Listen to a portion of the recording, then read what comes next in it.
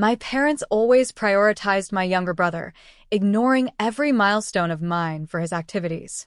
When I secretly had my wedding without telling them, they faced public humiliation, my father threatened divorce, and their perfect image collapsed. My parents consistently prioritized my brother, neglecting my significant moments in favor of his activities. Consequently, I chose not to inform them of my wedding, and now they confront public disgrace and the potential dissolution of their marriage. I am 27, and my younger brother, Mike, 21, embodies the essence of an entitled adult child and a deeply attached son. He perpetually gripes, constantly demanding deference from others, a truly unpleasant person. From his birth, my parents lavished attention on his needs. He didn't have special requirements or a difficult start. He was simply born, and I, his older sister, became entirely disregarded. My mother, 50, particularly transformed from an affectionate parent into one of those overly indulgent boy moms ridiculed online. My father, also 50, offered some affection and encouragement, but consistently lacked the courage to challenge my mother or advocate for me even once. The sole individual who defended me was my grandpa, 76. He routinely exposed my parents' unfairness and harbored no affection for my brother. I resemble his late wife, my grandmother, and we share a profound connection, though his residence across the country meant our visits were infrequent. Mike is fully aware of our mother's preference for him, delighting in using it to antagonize me. This, coupled with his general conduct, always put us at odds. He is a coddled, disrespectful, and unpleasant individual. I recall countless instances of being reprimanded for excelling beyond him or for mischievous acts he falsely attributed to me. His only real ability lies in his football prowess, which earned him a scholarship to a reputable out-of-state university.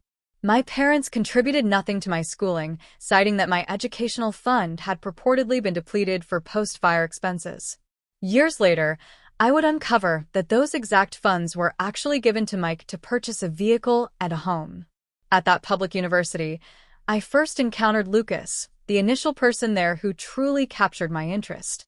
Naturally, I also connected with others who have become my closest companions. With their support, and especially Lucas, who was my closest friend for years before our romance blossomed, I managed to leave my parents' home. Currently, both Lucas and I are established in our respective professions, earning substantial incomes. Now, regarding the core of the matter, Lucas proposed to me a year ago. We prefer privacy, so we refrained from sharing the news on social platforms. When I informed my parents, their response was a dismissive, "That's nice." I'm now convinced they weren't truly listening at all.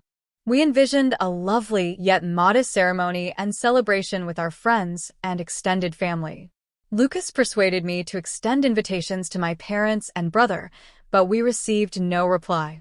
Whenever I visited and attempted to discuss the impending marriage, without explicitly calling it a wedding, my mother would invariably interrupt, shifting the conversation to my brother's achievements and escapades. Eventually, I grew exasperated and cut her off, explaining I was organizing an event on a non-negotiable date. She immediately informed me they wouldn't be able to attend, as it coincided with my brother's final game of the season, and he expected their presence. Unsurprisingly, this blatant preference was nothing new. They had skipped my ballet recitals, as well as both my high school and university graduations, all for his commitments. At that moment, a desire for minor retaliation took hold. I assured my parents it was perfectly fine for them to miss this particular event, deliberately omitting the detail that it was, in fact, my wedding, and offered no further persuasion. A few weeks passed. My wedding day arrived. It was absolutely ideal. My husband's family, my family, and all our friends were present, celebrating joyously. My grandpa was honored to walk me down the aisle. Everything was truly perfect. Several relatives inquired why my parents weren't among us. I responded truthfully, simply stating they had to attend my brother's game and couldn't make it. They exchanged glances, and my grandpa's displeasure was evident for a time. But otherwise, nothing unusual occurred. Following the reception, Lucas and I departed for our honeymoon, completely phone-free for the entire trip. Upon our return, however, we discovered an absolute maelstrom awaiting us. The moment I powered on my phone, I couldn't even unlock it before a deluge of notifications appeared, mostly from my mother and brother. Mike assailed me with vile insults and disparaging remarks. It seemed one of my paternal aunts had shared wedding photographs on Facebook, adding a caption that clearly alluded to my parents, especially my mother's, absence. The post, apparently, gained significant traction within my parents' social circle, leading to their public humiliation for their mistreatment of me. It also emerged that my grandpa had personally visited my parents, launching into a passionate tirade that brought my father to tears. This, it seemed, was my father's breaking point. Overwhelmed by remorse for missing his only daughter's wedding and his own father's disapproval, he finally confronted my mother, threatening divorce unless she amends things with me. I suspect this is why my mother has relentlessly bombarded my phone with messages, initially hostile and menacing, then descending into abject pleading and self-pity. Presently, I am home with my husband, contemplating how to navigate this predicament. Most relatives, even those not invited, contacted me, apologizing for my experiences and asserting they were unaware of the home situation. I can't fault any of them. They all reside with my grandpa across the country or in another state. Conversely, my mother's sisters and friends are belittling me for not informing her about the wedding, claiming she is now inconsolable at the thought of having missed it. Personally, I believe this is merely a tactic to save face, though I'm not entirely certain. The most recent communications from both my father and mother convey profound sadness and hurt over their absence. My family is currently fractured on 3 fronts: the majority who stand by me, my maternal aunt who shames me for upsetting my mother, and my maternal grandparents who insist I forgive my mother in light of her supposed atonement. My closest friends, however, advise me to disregard these demands. Thank you to those who offered feedback and kindness. It has been overwhelming. I will now address the most frequent inquiries. I absolutely informed my parents about my wedding. I dispatched conventional paper invitations to all guests, confirming their arrival. My parents, Mike, a few distant relatives, and some of Lucas's acquaintances, however, never responded. I then messaged everyone who hadn't replied to verify their attendance. Those who eventually replied stated they couldn't make it. I specifically texted my parents and brother, but they simply read my messages without replying. Given the extensive planning already underway and their typical behavior, I chose not to press the matter further. I did not repeatedly state my wedding date because I had already been told about my brother's game conflicting. Furthermore, every time I had previously tried to emphasize my celebrations to elicit a response, I was told it wasn't significant, to avoid being pissy and a bother, as some matters were simply more important than me. At this stage, I consider it entirely reasonable not to persist. The effort simply isn't worth it. My wedding was not a secret. I deliberately omitted telling my parents it was my wedding to gauge their slightest interest, but, predictably, they showed none. Despite this, I openly discussed my wedding with my aunts and uncles. My mother was present in the room several times when I chatted with my aunt about potential venues or dress shops. Occasionally, my mother would be on the phone or engaged in other conversations, never truly paying attention when I spoke of it during family gatherings. She would merely offer a superficial smile, say, "That's great, dear," and swiftly change the subject. My father and Mike remained completely silent on the topic. I maintained contact with them because, frankly, every prior attempt I made to establish no contact over the years resulted in relentless harassment. This occurred after my high school, bachelor's, and master's graduations, events they never bothered to attend, always citing reasons involving my brother. Each time, I was shamed by my parents, brother, maternal aunts, and maternal grandparents for daring to distance myself from family. The crucial shift here is that Lucas wasn't by my side during those earlier attempts. We began dating a little after my last effort at no contact, and now with his unwavering presence, I feel significantly more confident in my resolve. Previously, I lacked this self-assurance. As mentioned, my entire paternal side lives across the country and was unaware of the extent of their mistreatment, apart from my grandpa. I did try to expose my parents at age 14. My aunts, uncles, and grandpa admonished them. They feigned remorse, but once home, I endured the most severe beating and gaslighting of my life for lying. After that, I maintained regular contact with my paternal family, but, out of fear, refrained from revealing the abuse, a fear which honestly still affects me today. Only Grandpa knew, but he was always threatened with alienation from me if he ever intervened. My parents and I do not live in the same city. I reside in a city an hour's drive from their small town, and they are unaware of my current address. This is because my brother once attempted to break into my previous apartment to steal cash, and my mother supported him, asserting that siblings should share their belongings. I have since moved, and will ensure they never know where I live. My parents did not purchase my brother a car and a house before he began high school. They bought him a car for his 16th birthday and a house near his college when he started freshman year. They didn't immediately spend the money for my fund. Instead, they fabricated a story to me, hoarding the funds to later use for my brother. Update 1. To those who doubted the veracity of my story, I hope your family life is indeed so much better than mine that my reality seems like fiction. However, I would truly appreciate it if you ceased harassing me and sending direct messages claiming I'm fabricating this narrative for attention. If I omitted certain details in the initial post, it was because I was overwhelmed and shedding tears due to my family's relentless badgering.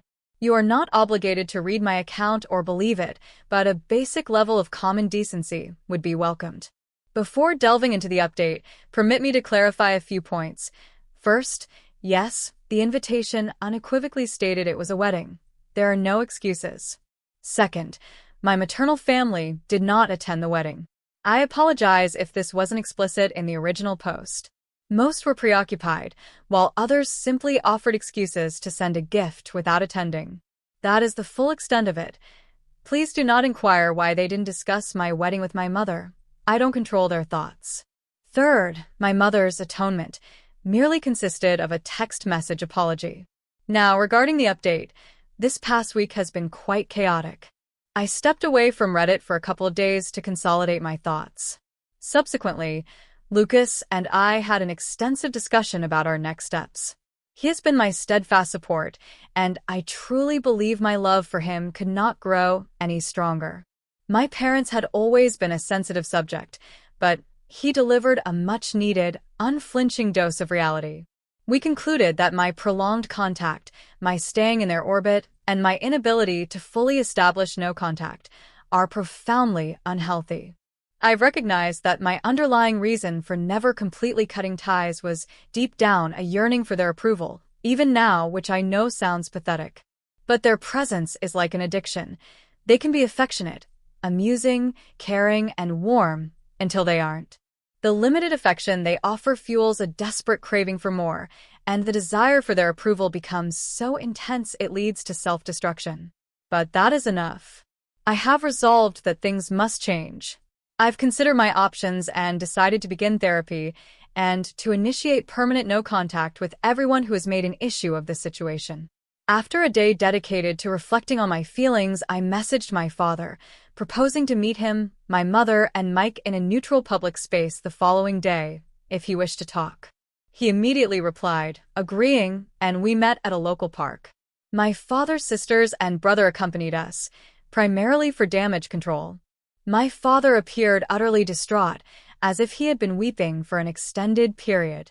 My mother displayed a similar demeanor, though I perceived hers to be more a mixture of anger and mortification.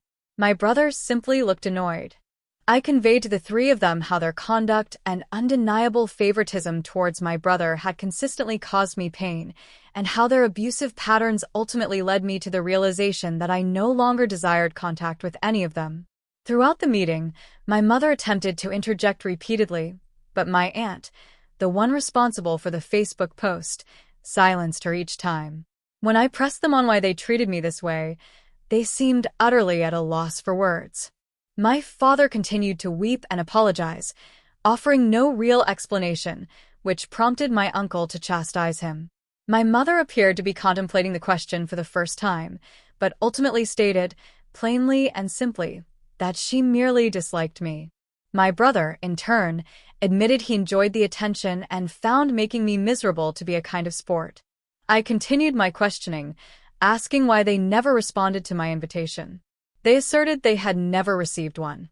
I presented the text messages I sent, but they denied ever seeing them. It then emerged that they genuinely hadn't received my wedding invitation. When it arrived at their house, they were absent. The only person home was my brother, who was visiting for the weekend. He saw the envelope, and as many of you might have guessed, he tore it up and discarded it. Later, when I texted my parents, he deleted those messages. He claimed it was easy, as they kept our chat archived and thus received no notification. My parents then never received a formal invitation. I was devastated.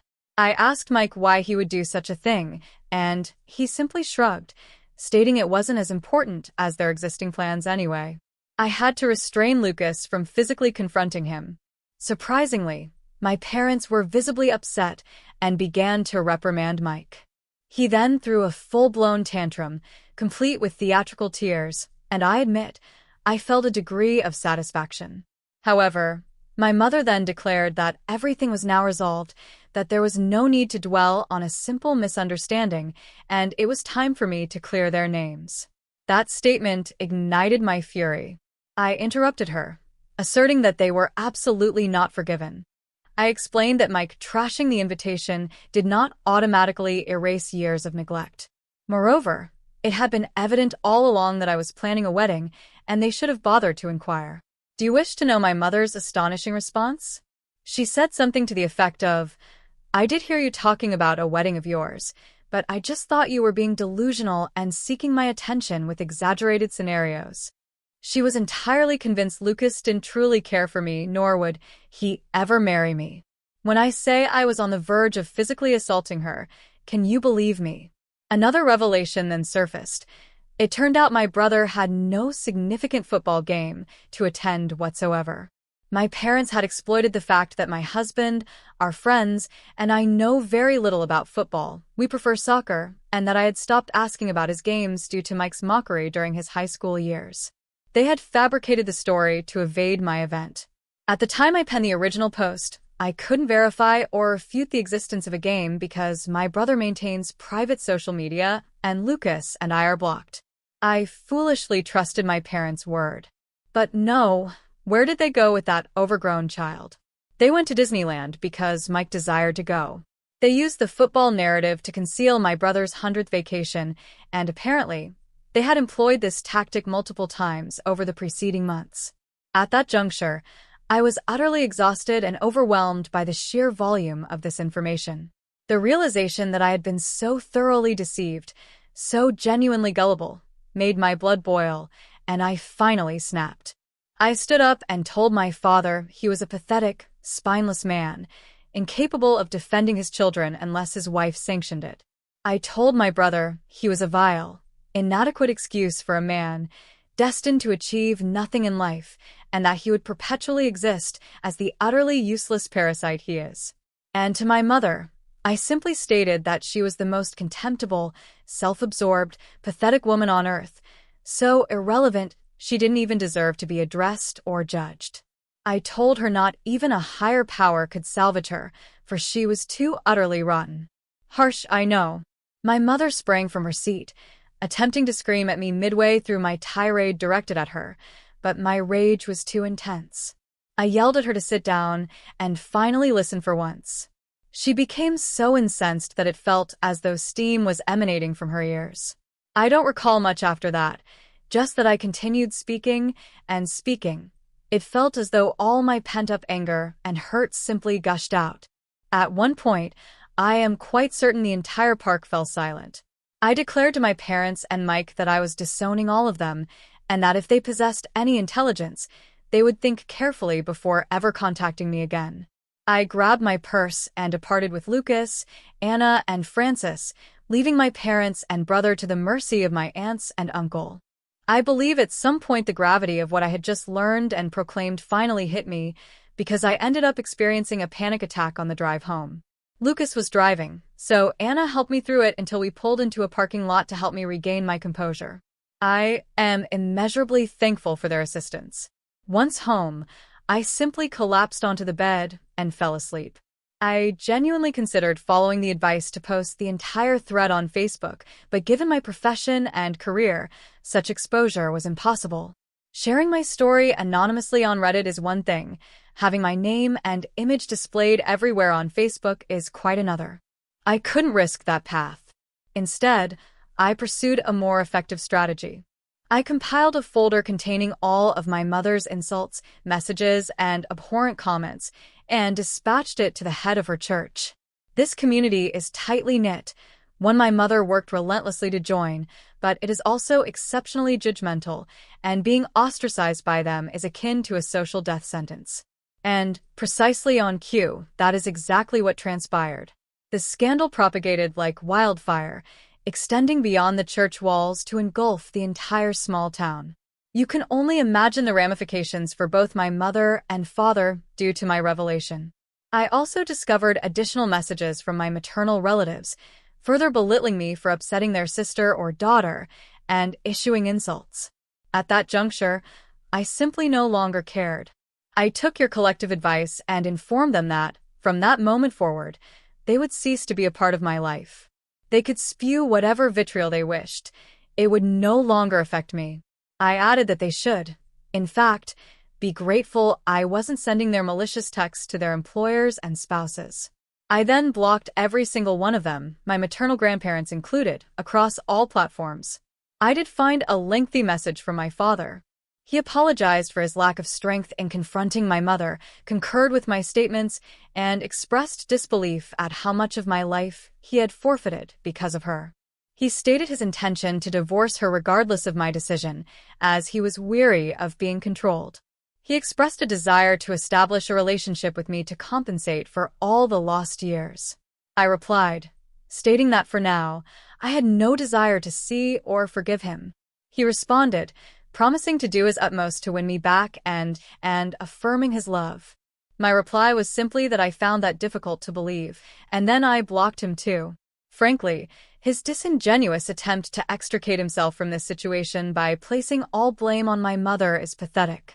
At least she was openly hateful and owned her sentiments. He merely attributes his choices to others. I refuse to surround myself with individuals like that. My mother and brother are similarly blocked, as is my maternal side. Mike continued to send messages, attempting to taunt and insult me, and I simply blocked him. My mother indulged in a self-pitying display over being shunned by her community and the collapse of her marriage, to which I merely replied good, before blocking her as well. As for my grandpa, he has chosen to stay with us, offering his steadfast support. He truly is the best and has even read some of your comments, though he won't admit he's flattered by them. Since then, a few days have passed, and a profound quiet has settled. Lucas is showering me with affection, and I am starting therapy very soon.